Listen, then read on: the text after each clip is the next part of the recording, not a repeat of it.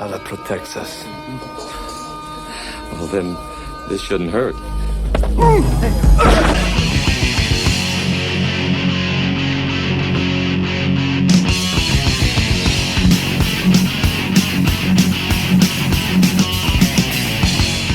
Seattle, Microsoft, coffee, overrated video game developers, hipsters, Chuck oh my god, this'll be a massacre. Quick, Rageaholics, what are you doing right now? Because if it doesn't involve a mullet, a trench coat, a sawed-off, and Chuck fucking Norris, then you are wasting what passes for a fucking life. Hey, remember the 86 Schwarzenegger action movie Ass Blast that was Raw Deal? Yeah, we'll pull a Witcher-style copy-paste job on the plot, replace Arnold with Chuck, and the generic mafia guys with Michael Parks, known to people with bad taste as that guy in all the shitty self-aware Tarantino movies, but known to Rageaholics as the bad guy from Death Wish fucking 5 who fires off more N-bombs than Timothy McVeigh. Bullshit! What's that? Bullshit! So are you! Hey, man, I make you the head nigga and you talk to me like that? Fuck you, son! Hey! Chuck Norris, sporting a mustache that registers a meager 3 out of 10 on the Freddie Mercury scale, meets up with his partner at a vengeful exposition factory. But as we all know, Chuck Norris's trademark Kevlar beard also happens to be the source of his power. Stop!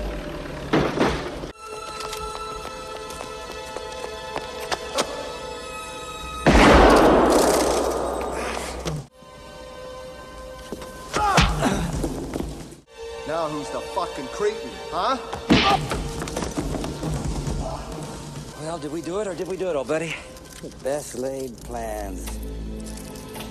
Mice and men did not go astray. What is this warm, red, liquidy discharge?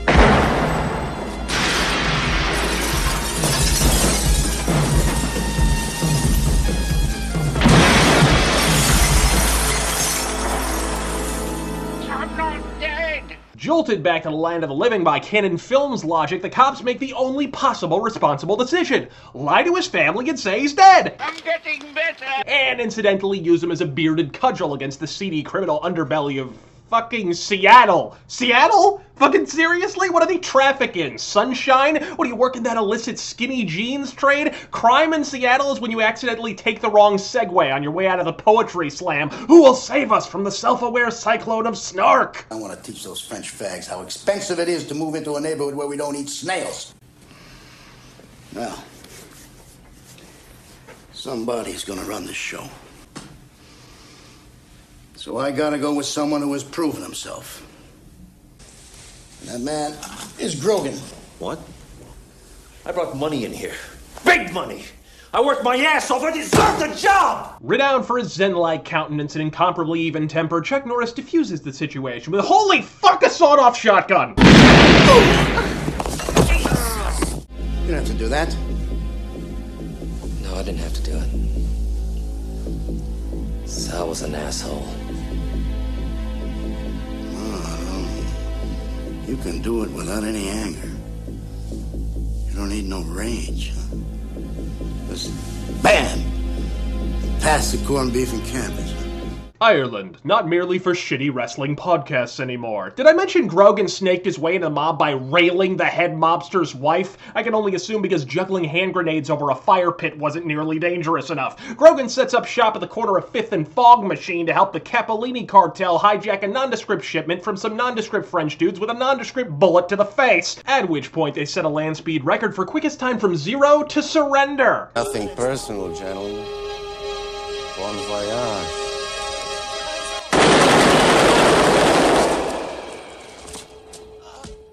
And like all Italian military campaigns, the glory is destined to last forever.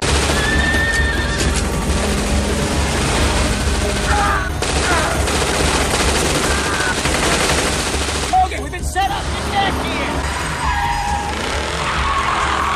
But as we all know, wherever there is murder, there too is Chuck fucking Norris.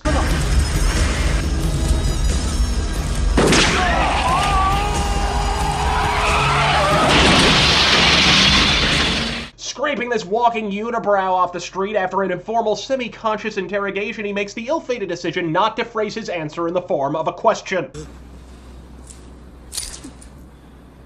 Yep. It's fuck! still wittier than the average YouTube comment. Knock knock, who's there? 1991, the year when you could still shoot a film scene where a mobster force feeds raw pork to a Muslim. Come on, open up! Open up! You might as well eat it. You might as well eat it. That's all you're gonna get. And nobody but me will ever know that you swallowed pork. Finish little breakfast.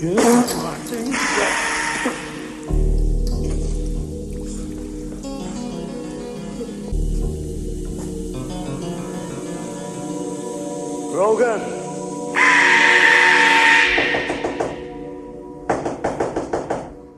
Jesus, fuck, you have some strangely specific dreams, Grogan. Well, better see who the fuck is at the door. Could be the mob guy's mistress looking to yank on you. Oh, what the fuck?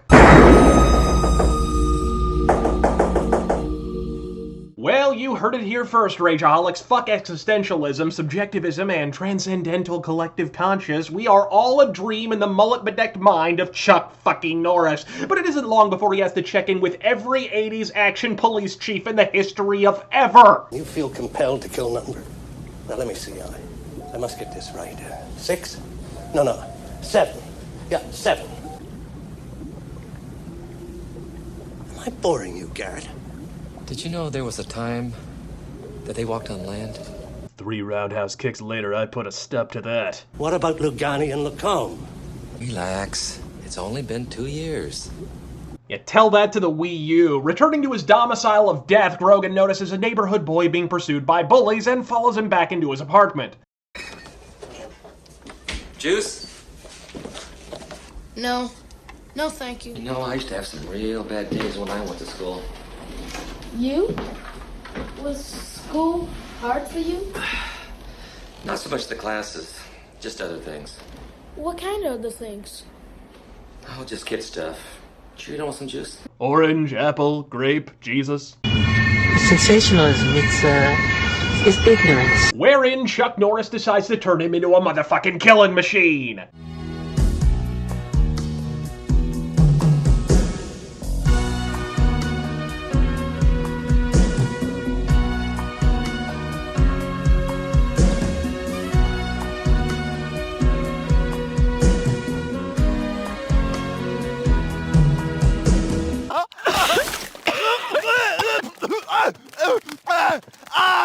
Oh my God! That boy would grow up to be Bobby Lashley. You're a bastard. But like all good man-boy relationships, it's invariably spoiled when some loopy broad finds out. Tim, we'll practice more later, okay? Thanks, Mr. Grogan. Oh, don't tell anyone what we do here. But if you thought his conduct with little boys was rough, just wait until he starts gabbing with Anita Sarkeesian over here. Does my opinion matter? Not really. I've jeopardized my position with Marco by having this relationship with you, and all you can do is treat me like shit. Then stop bringing your ass over here.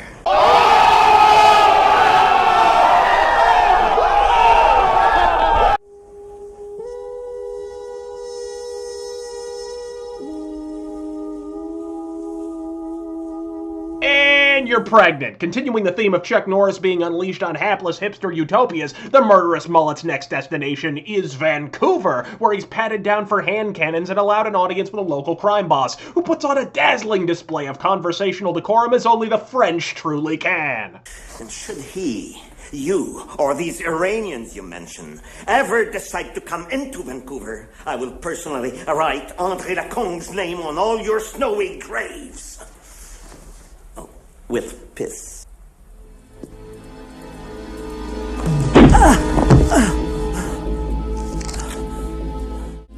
It may be your handwriting, but it'll have to be his dick.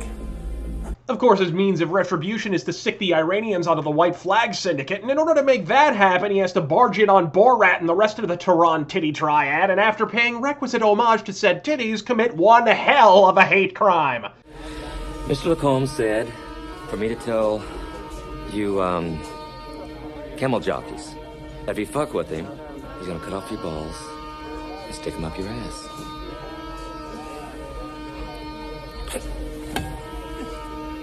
You guys eat this shit? You're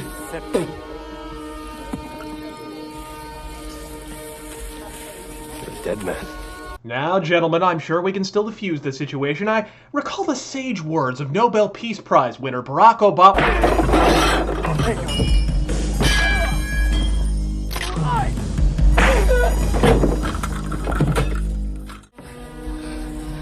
This is just a warning from Mr. Lacombe. You're fucking dead. You already said that. Wait a minute, Borat, bald dude, Freddie Mercury. Are we down one unibrow?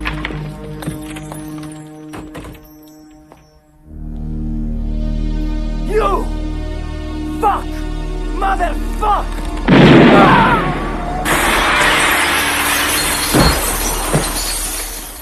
Drop dead.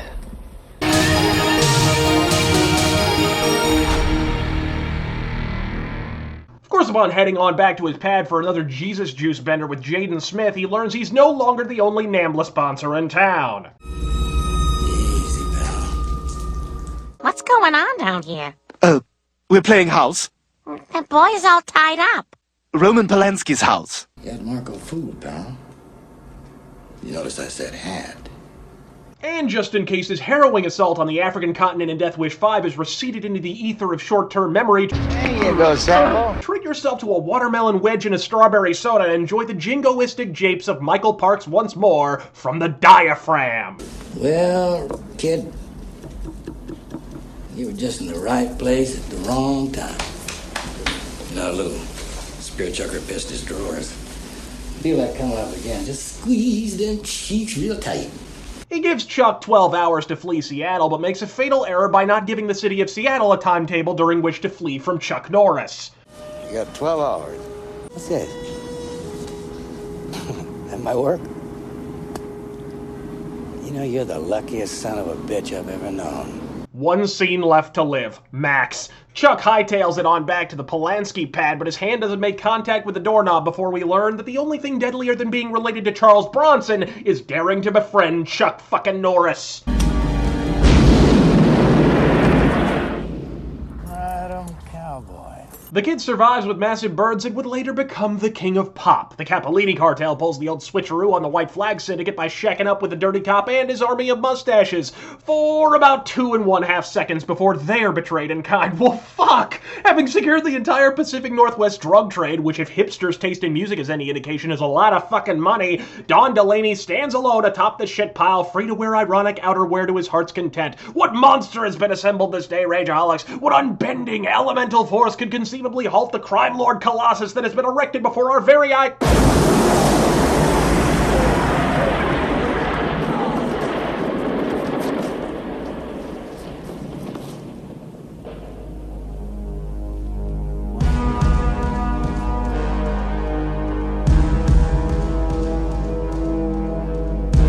And Seattle is fucked. Kiss my ass.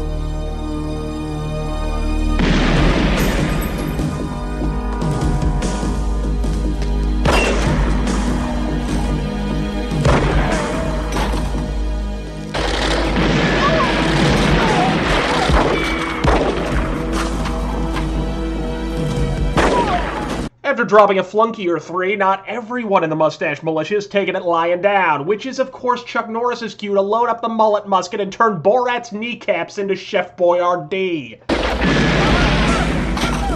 For those keeping score at home, that is Chuck Norris two-fisting a Smith & Wesson 5900 and a sawed-off shotgun. Man, woman, living, dead, nothing can withstand the Great Mullet Massacre of 1991. That is, until Borat Beefaroni Legs gets the bright idea to duck into a van and throw the fuck down on Chuck Norris for a record third fucking time. I'm not afraid to die. Are you?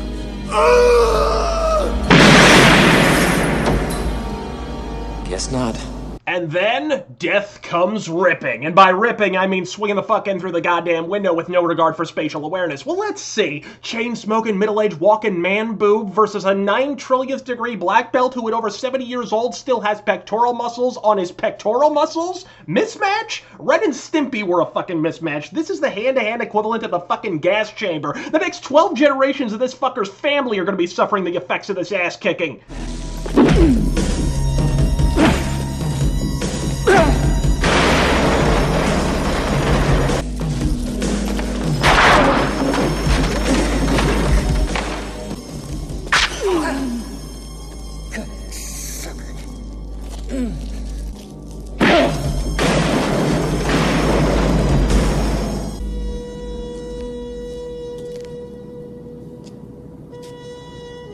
Oh, by the way, the boy will be all right. Fuck him.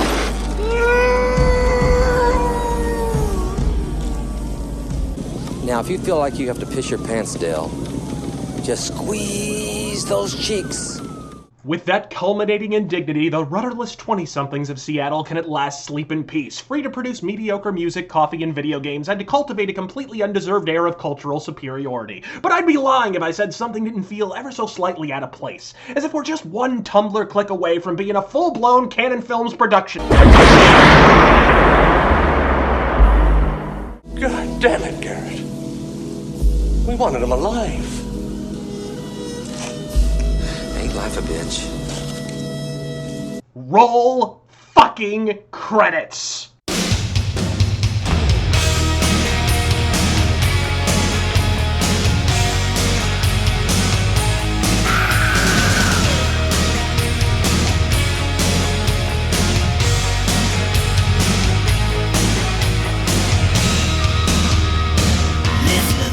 I have for you Chuck Norris's picture for April. Killing, shooting, maiming, fabulous story. Fantastic, you're gonna love it. Absolutely love it. Bring me the script.